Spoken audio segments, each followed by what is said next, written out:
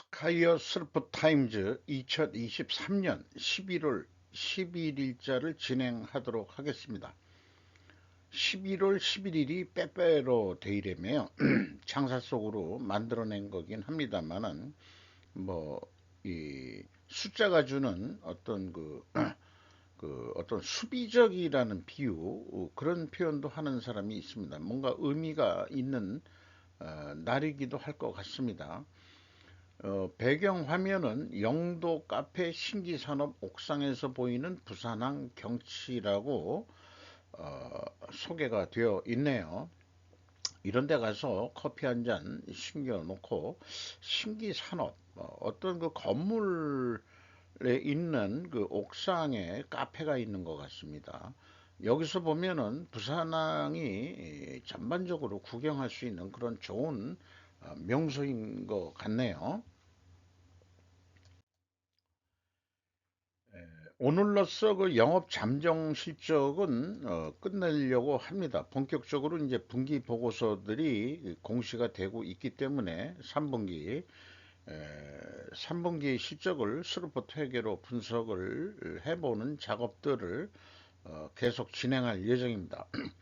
그래서 그 영업 잠정 실적으로 개별 실적과 그다음에 연결 실제 실적을 그 좀 비교를 해 봤습니다.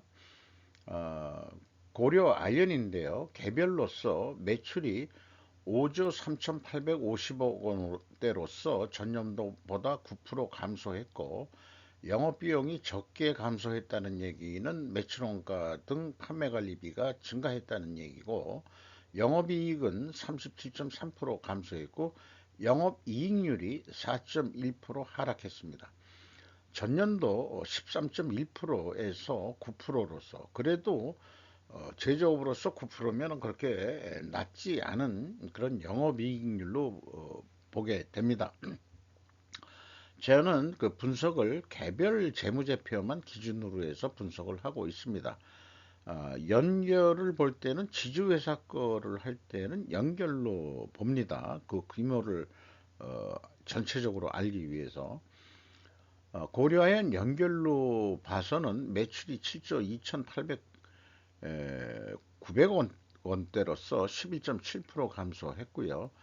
영업비용이 적게 감소했죠. 역시 그 매출원가 등이 증가했다는 얘기고 영업이익이 43.4%나 감소했습니다. 영업이익률 3.6% 하락을 했습니다. 연결 실체는 주식하는 사람들한테 참고 내지는 기준이 될 것 같다. 저는 그렇게 또 이해를 하고 있습니다.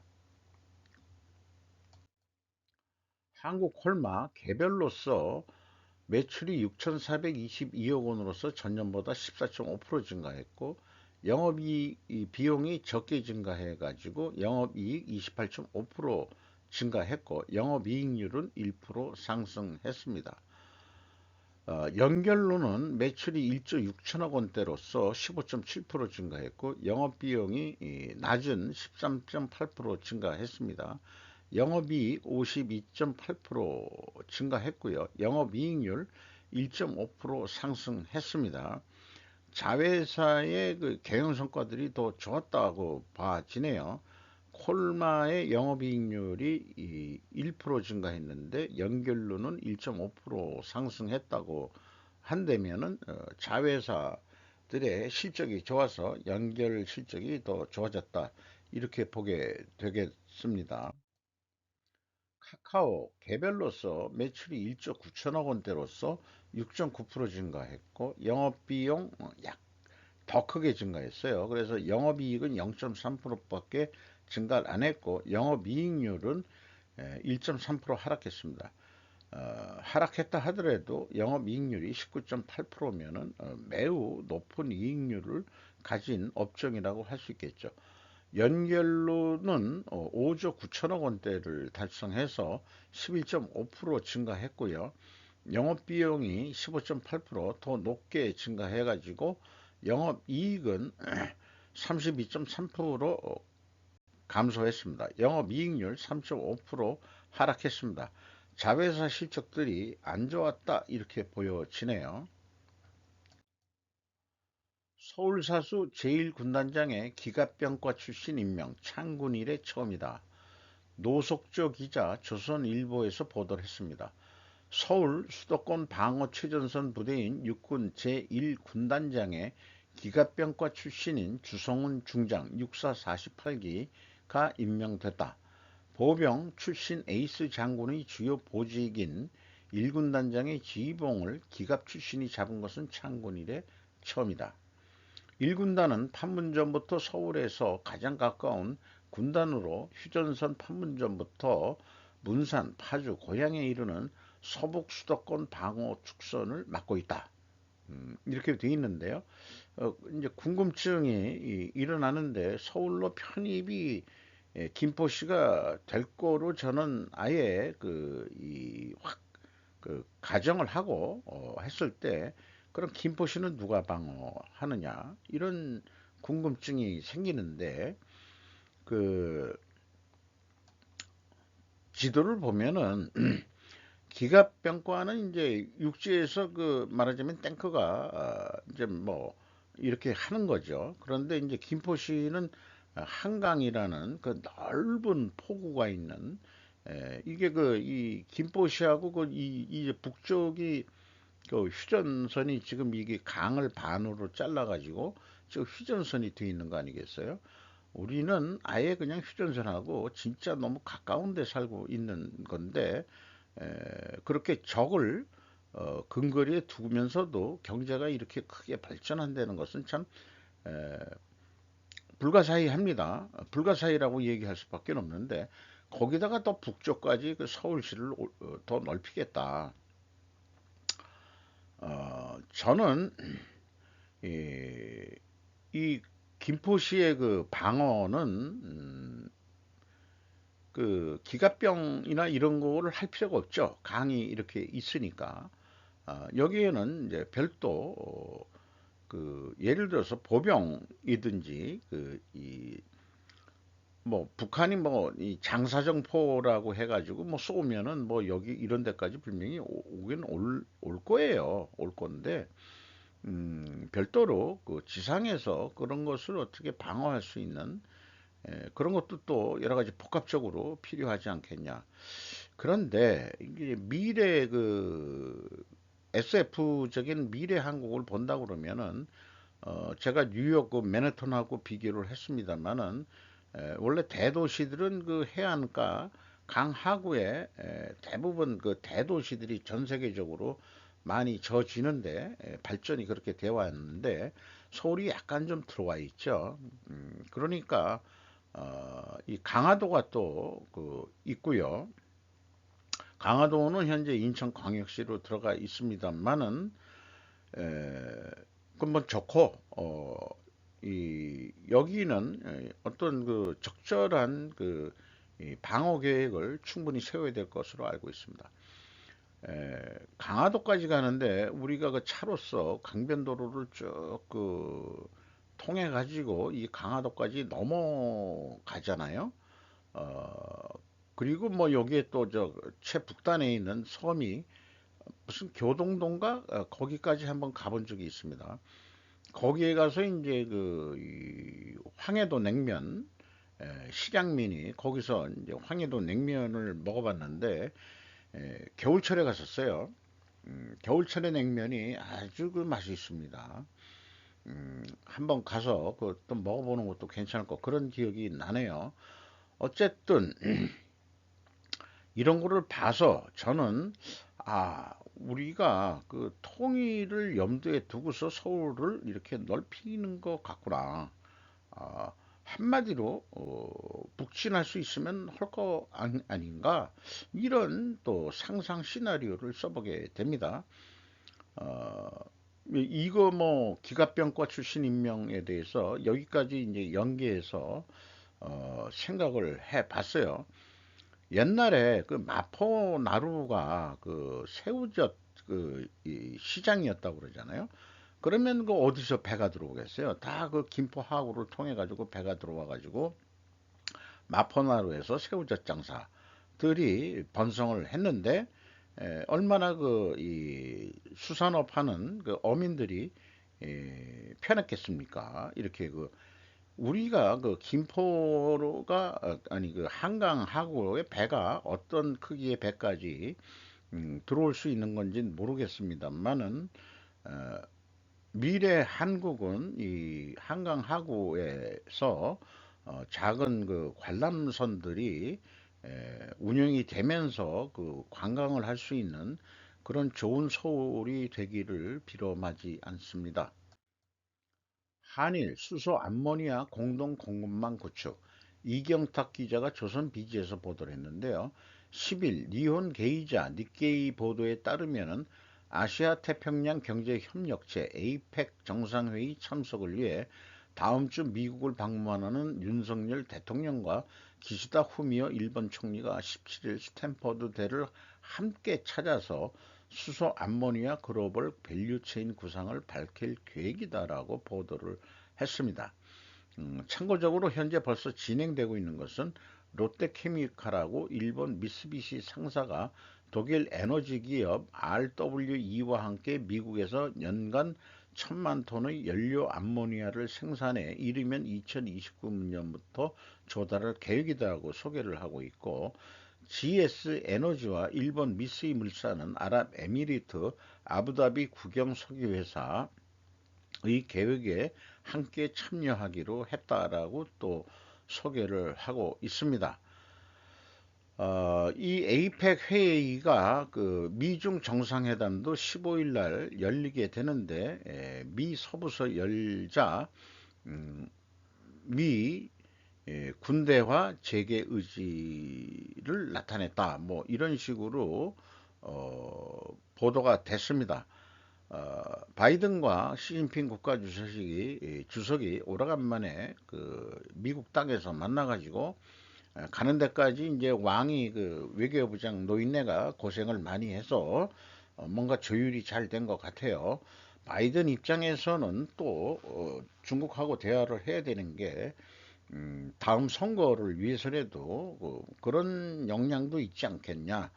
그래서 양국 관계 안정화나 중동 정세에 대해서 논의할 예정이다 했는데,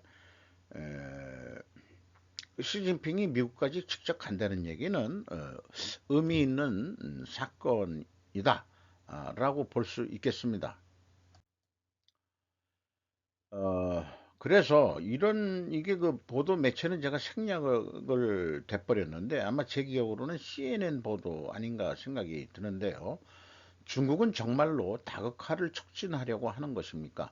아니면 단지 미국의 세계에 대한 영향력을 대체하고 싶은 것입니까? 그러니까 자기네들이 패권 국가가 되겠다는 얘기냐, 아니면 다극화된 세계를 원하는 거냐 질문을 던지고 있는 거네요.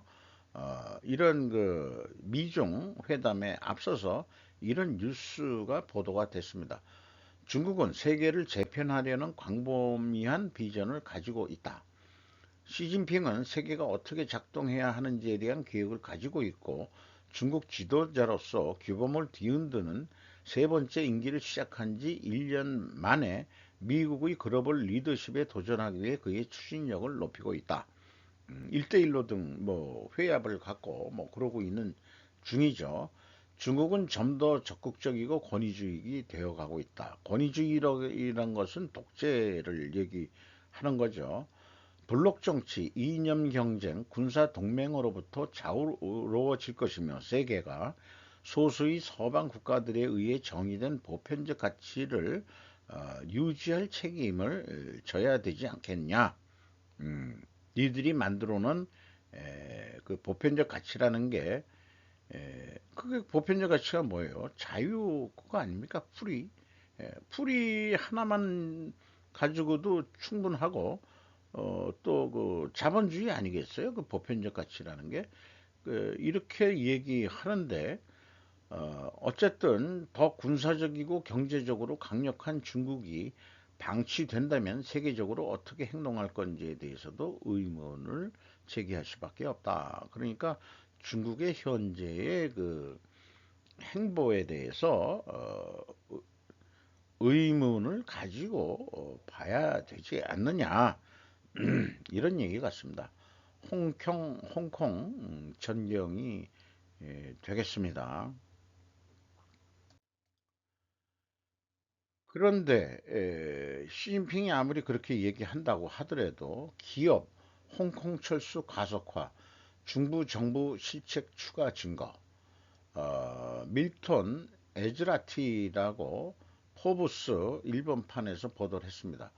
자의적인 힘 과시가 홍콩을 중국의 경제금융 자산으로 만들어 온 외국 기업들을 쫓아내는 것은 물론이다. 1대1로도 그렇고 제 생각을 넣어봤어요. 1997년 영국이 식민지였던 홍콩을 중국에 반환했을 때 중국 정부는 홍콩을 종전대로 유지하겠다고 약속을 했는데 중국 지도부는 일공 양제를 입에 올렸고 그로부터 10여 년이 지났을 때 중국 정부는 홍콩 사람들과 세계에 약속했던 것을 어기고 강경한 움직임을 나타냈다. 홍콩 시민들이 오랫동안 누려온 시민적 자유를 빼앗기 시작한 것이다. 철수가 가장 많았던 곳은 미국 기업이었던 것 같다.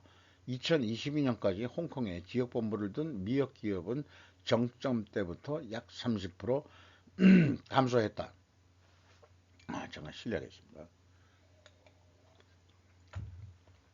미국의 경영자는 우수한 직원에게 홍콩으로 옮기도록 설득하는데 현재 어려움을 겪고 있다고 보도를 했습니다. 정치적 지배를 노골적으로 드러내기 위해 보물 홍콩을 파괴하는 불가사의라고 제목을 붙였습니다.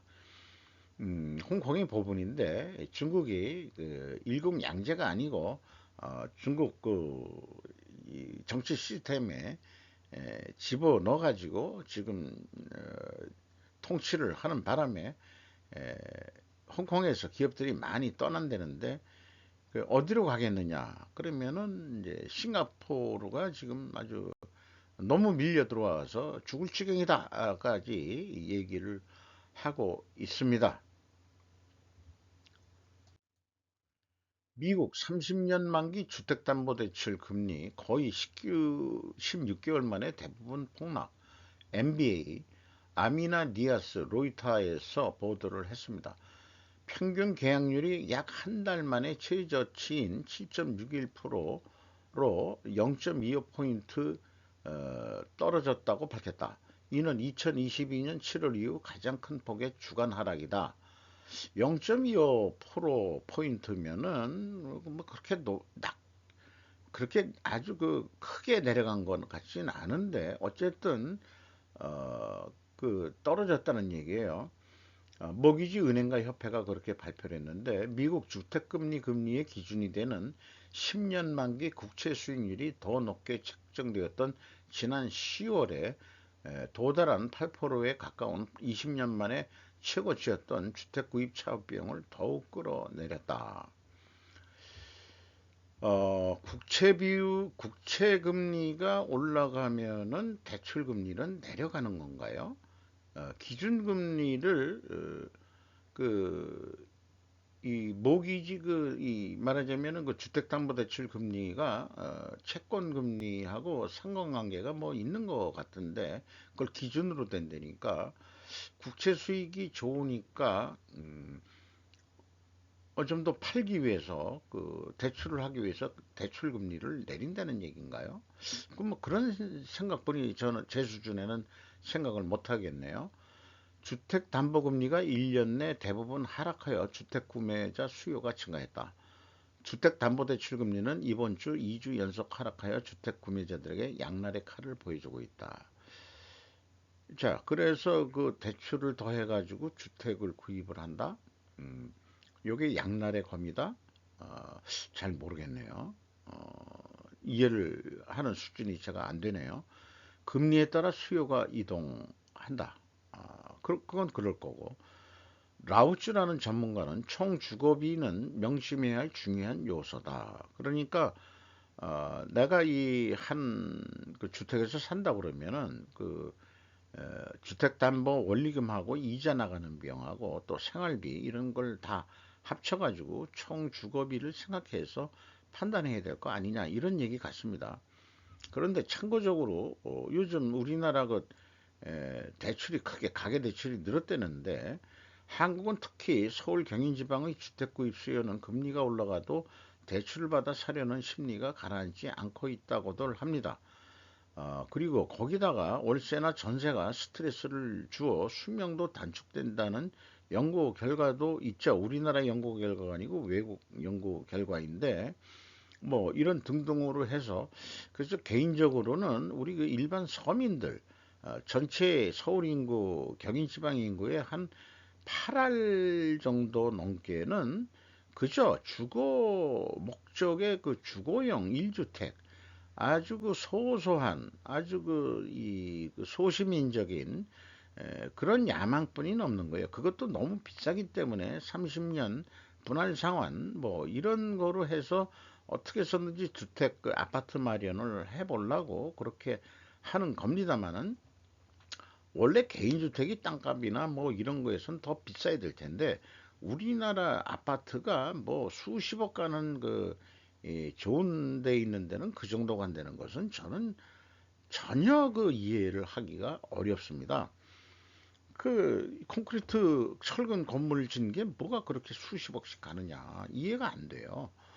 이해가 안 되는데도 뭐 공급이 있고 수요가 있으니까 그 수요가 많으니까 그렇게 뛰고 거기다가 이제는 이제 그 빈부 차이들에 따라서 그런지 럭셔리한 그 아파트들이 초고층으로 올려지면서 뉴욕 맨하탄에도 그런 빌딩들이 있죠. 부자들이 사는 아파트 초고층 이런 데도 있다고 그러는데 어떤 이 아파트 시장도 양극화돼 가고 있는 것 같기도 하고요. 그래서 일반 시민들은 부동산 투기는 아니죠.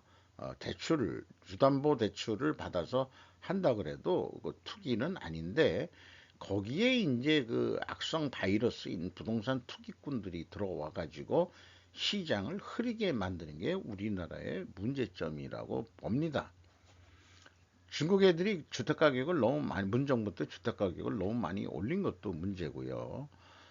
걔네들이 지금 중국 경제가 좀 안 좋은데, 부동산 경기 안 좋은데, 지금은 이제 그만큼 한국에 와서 그 아파트 사겠다는 애들이 이제 줄어들었겠죠. 그렇게 생각을 하고 싶습니다.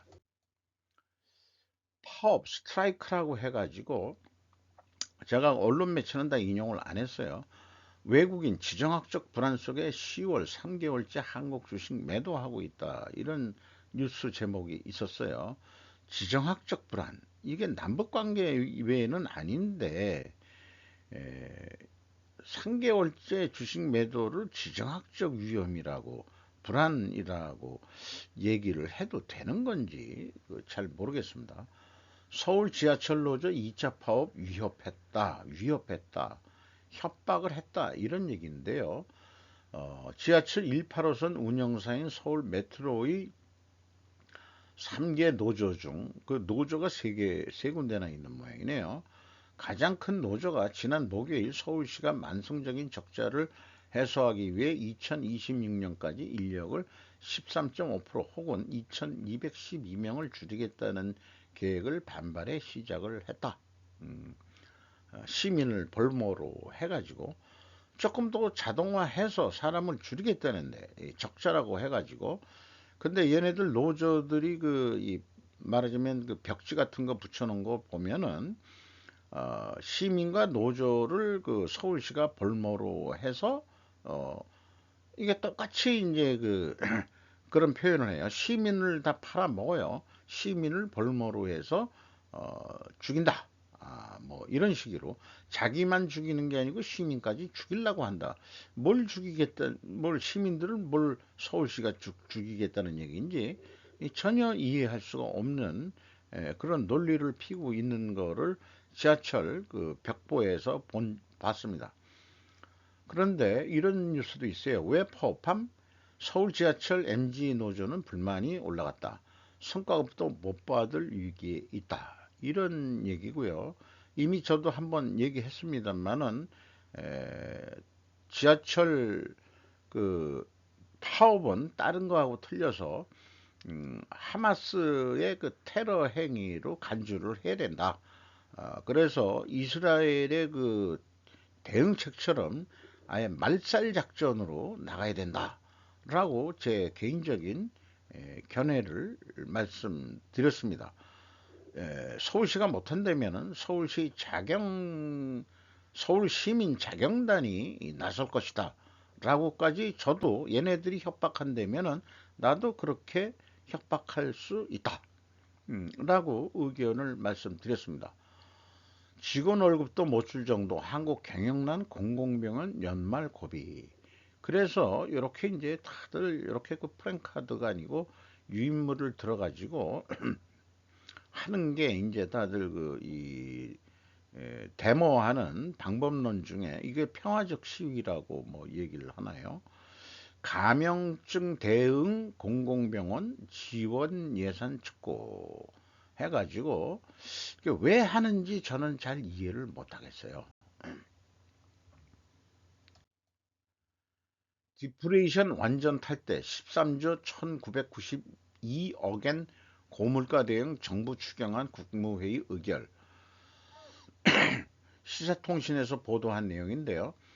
일본 정부는 10일 오후 디플레이션 완화 완전 탈피를 위한 종합경제대책의 뒷받침이 2023년도 추가 경정 예산안을 상정해 국무회의에서 결정했다. 일반회계 총액은 13조 1992억엔, 국민 생활을 압박하는 고물가 대응과 함께 기업의 임금 인상이나 국내 투자 촉진의 보조금 급부나 기금 적립 등 정책을 총동원해서 코로나 사태로부터 회복 도상에 있는 경제를 지탱한다. 세출 중 경제 대책비는 13조 1272억엔인데 이 분야별로는 고물가 대응, 지속적 임금 인상이나 지방의 성장력 강화, 국내 촉진, 투자 촉진, 그리고 인구 감소 대책과 사회 변혁 추진, 국민의 안전 안심 확보, 이렇게 5가지 항의 추가 경정 예산을 집행할 거다. 이거를 위해서 적자구체 6.3조엔 증액 경정 예산 재정 악화 한층 높아질 거다. 이런 뉴스가 별도로 있습니다. 일반 회계 세출 총액은 13조 똑같게 위에 나와 있는데 이 중 7할 가까이 8조 8,750억엔을 신규 국채 빚을 또 발행한다. 해서 에, 그 재정에 대한 신인도가 떨어뜨릴 가능성이 있다 얘기했는데 워낙 그 일본은 뭐 적자 재정으로 계속 부채로 메꿔 나가면서도 30년을 잘 견딘 나라니까 그래서 드디어 이런 뉴스를 보면서 제가 쭉 올해 그이 1분기부터 예측을 해서 이 만든 표에 보면은 일본이 원가 회계 개념으로 봤을 때는 인플레이션을 대비해야 될 것이다. 왜냐하면은 재고가 증가하고 매출 원가를 감소시켜 영업이익이 증가하는 것으로 되고 인플레이션을 유발한다. 판매가가 재고가 증가하면 판매가도 올라가게 돼 있어요. 그래서 인플레이션이 너무 되면 안 되니까 저는 스루프 시스템적으로 해서 인플레이션을 완화시켜야 된다는 것을 이렇게 비유적으로 표현을 해 봤었죠. 그래서 제가 인플레이션을 대비할 것이다라고 예측을 했는데 맞아 떨어졌습니다. 음, 이런 경우는 기분이 좋아요. 제가 예측한 대로 어, 일본이 디프레이션을 이제 완전히 벗어났다. 그렇게 일본 자체에서 진단을 했는데 저는 한 6개월 전에 인플레이션을 대비해야 될 것 같다라고 이렇게 얘기를 했단 말이죠. 이렇게 분석하고 뭐 하다 보니까 이런 것까지 나름대로 좀 유사하게 맞췄다는 거에 대해서는 은근히 뭔가 좀 기분이 좋아요. 좋긴 좋습니다. 그런데 제 견해라기보다는 중국은 디프레이션 위기를 벗어나지 못하겠지만 한국의 비밀 병기로 스루프 관점의 시스템을 그래서 구축하라. 지금 중국이 여러 가지 그 경제 디프레이션에 대해서 여러 가지 정책을 내놓고 있지만은 많은 전문가들이 효과를 못 보고 있다라고 얘기를 하고 있어요. 우리나라가 본격적인 디프레이션이 됐다고는 정부도 한 번도 인정한 적은 없습니다. 소비자 물가는 뛰고 인플레이죠, 그거는. 식품 물가. 그러나 전반적인 경기는 매출 하락에다가 규모가 내려가고 있다는 얘기입니다. 그러니까 디프레이션이면서 생활 물가고는 올라가고 있는 그런 상황인데, 그래서 현재 한국은 아직 디프레이션 중이다 얘기했는데, 이것을 어떻게 극복할 거냐? 이것은 현재 재고도 많이들 감소하고 있죠. 그래서 디프레이션 완화를 하는 방법은 스포적인 관점에서 시스템을 구축을 해야 될 거라고 저는 그렇게 믿습니다. 구마모도 고덴과 대만 성공대 대학원 각서 체결, TSMC 구마모도 진출에 따라 구마모도 고등학교라고 표현되어 있지만 여기 그 학교 고등학교 이런 표현은 대학원 대학교 수준 이상을 얘기하는 거로 알고 있습니다. 9일 대만 성공대학의 반도체 관련 대학원과 학술 교류 및 공동교육 연구 추진을 위한 양해각서를 체결했다. 대만 적체 전로 제조 TSMC의 구마모토 현내 진출을 근거로 해 협력해 반도체 관련 인재 육성으로 연결하는 것이 목적이다. 웅본형 구마모토 현이 꽤 크네요. 여기 뭐 좀 저는 개인적인 사정 때문에 여기 좀 자주 가게 된 이유가 있습니다. 저 개인적으로. 체결처는 지혜 스마트 반도체 및 영속 제조 학원 2021년 10월에 설치되어 석박사 과정이 있다. 이런 학원인데, 일본에서 학원이라는 개념은 대학교를 말하는 겁니다. 우리나라 무슨 대학 입시 학원 이거 하고는 틀려요. 학원이라는 용어는 그 높은 그 수준의 어떤 교육 단체를 얘기하는 것으로 이해하고 있습니다. 성공대는 타이난시에 있는 종합대로서 TSMC에도 많은 인재를 배출하고 공동연구도 한창이라고 한다라고 소개를 하고 있습니다.